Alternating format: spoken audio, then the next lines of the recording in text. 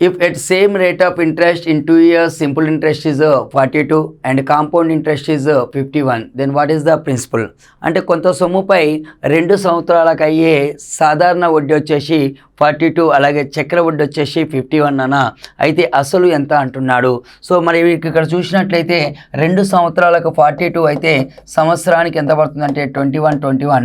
Compound interest చూస్తే మనకి 21 అన్న.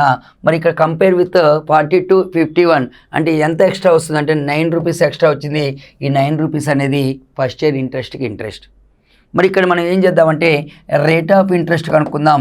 9 రూపీస్ అనేది 21 రూపీస్లలో ఎంత శాతం,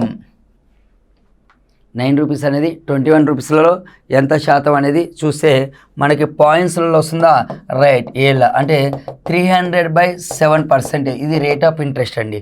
మనకి రేట్ ఆఫ్ ఇంట్రెస్ట్ అడగలేదండి, మనకు అడిగింది పీ వాల్యూ. ఓకేనా, మనకు అడిగింది ఏంటంటే పీ వాల్యూ అడిగాడండి. సో ఇప్పుడు ఏం చేస్తున్నాం అంటే ఇది పీ వాల్యూలో ఇంత శాతం అండి. సో 300%/7 = 21. దెన్ 100% ఎంత, క్రాస్ మల్టిప్లికేషన్ చేద్దాం మిత్రమా.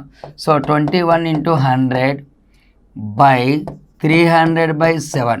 సో ఒకసారి చూడండి, 2 zeros క్యాన్సిల్ అవుతుంది. 3 1 జా 3 7 జా, ఈ 7 కాస్త పైకి పోతే 49 రూపీస్ అవుతుంది. ఇది కదా మనకు కావాల్సినటువంటి షార్ట్ కట్ మెథడ్.